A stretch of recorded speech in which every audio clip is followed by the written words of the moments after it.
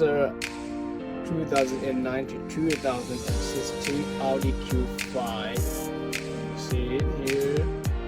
We did some modification on this car. You see, first of all is the control panel. See the control panel.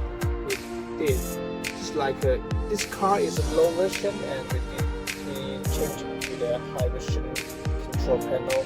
And second, to the screen, we installed the Android.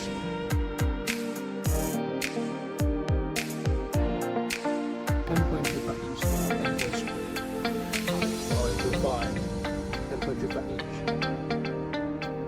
And thirdly, we also add the ambient light on this car. You see, dashboard, doors handle, and the footwell light.